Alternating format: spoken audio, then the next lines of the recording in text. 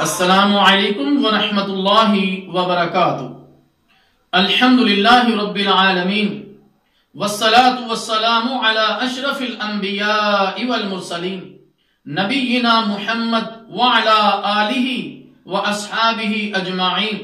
اللہم صلی علی محمد وعلی آل محمد۔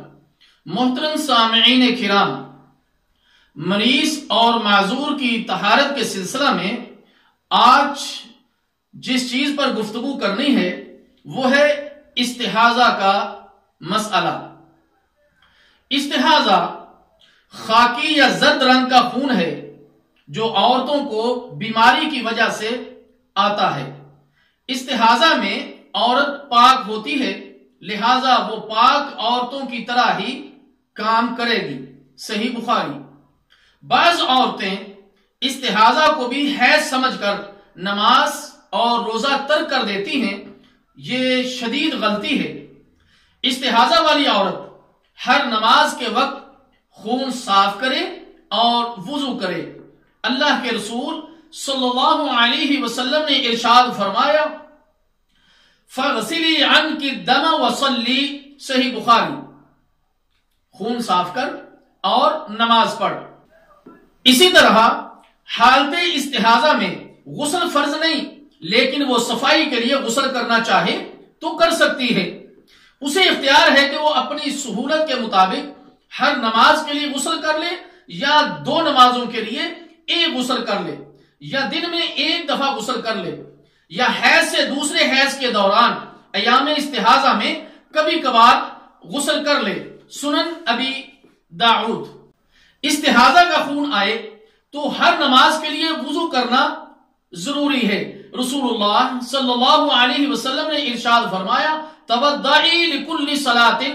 صحیح بخاری۔ ہر نماز کے لیے وضو کر لیا کرو۔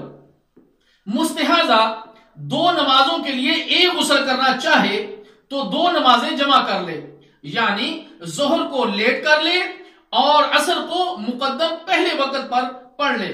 اسی طرح مغرب کو لیٹ کر لے اور عشاء کو مقدم پہلے وقت پر پڑھ کے ان دو نمازوں کو جمع کر سکتی ہے، اور فجر کو اس کے وقت پر علیحدہ پڑھ لے۔ سنن ابی داؤد۔ قابل صد احترام مستورات، حیض اور استحاضہ کے خون میں کیا فرق ہے؟ شیخ محمد صالح عثیمین رحمہ اللہ تعالی نے حیض اور استحاضہ کے خون میں 4 فرق ذکر کیے ہیں۔ نمبر 1، حیض کا خون کالے رنگ کا ہوتا ہے جبکہ استحاضہ کا خون سرخ ہوتا ہے۔ نمبر 2، حیض کا خون گاڑھا جبکہ استحاضہ کا خون پتلا ہوتا ہے۔ نمبر 3، حیض کا خون گندا اور بدبودار ہوتا ہے جبکہ استحاضہ کے خون میں بدبو نہیں ہوتی، وہ عام خون کی طرح ہوتا ہے۔ نمبر 4، حیض کا خون جمتا نہیں کیونکہ وہ رحم میں پہلے جم چکا ہوتا ہے، اس لیے دوبارہ نہیں جمتا، جبکہ استحاضہ کا خون عام خون کی طرح جم جاتا ہے۔ بعض علماء نے یہ بھی کہا ہے کہ اگر کوئی عورت حیض اور استحاضہ کے خون میں فرق نہ کر سکے تو وہ دیکھے، اگر حیض عادت کے مطابق آتا ہے تو عادت کے مطابق آنے والے خون کو حیض اور بعد والے کو استحاضہ سمجھے۔ اگر حیض عادت کے مطابق نہ آتا ہو تو اپنی کسی قریبی عورت ماں بہن کی عادت کو دیکھے، اس کے مطابق آنے والے خون کو حیض اور باقی کو استحاضہ شمار کرے۔ اسی طرح مریض کی طہارت کب ٹوٹتی ہے؟ جنہیں استحاضہ کا خون، لکوریا کا پانی، پیشاب کے قطرے یا ہوا خارج ہونے کی بیماری ہو، وہ ایک وضو سے ایک نماز مکمل ادا کر سکتے ہیں۔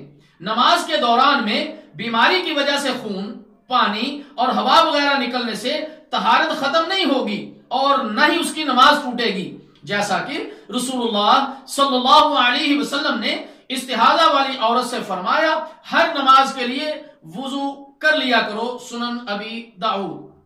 ہم اللہ تعالیٰ جل شانہ سے دعا کرتے ہیں کہ مستورات کو ان مسائل کو سمجھنے کی اور عمل کرنے کی توفیق عطا فرمائے۔ والسلام علیکم ورحمۃ اللہ وبرکاتہ۔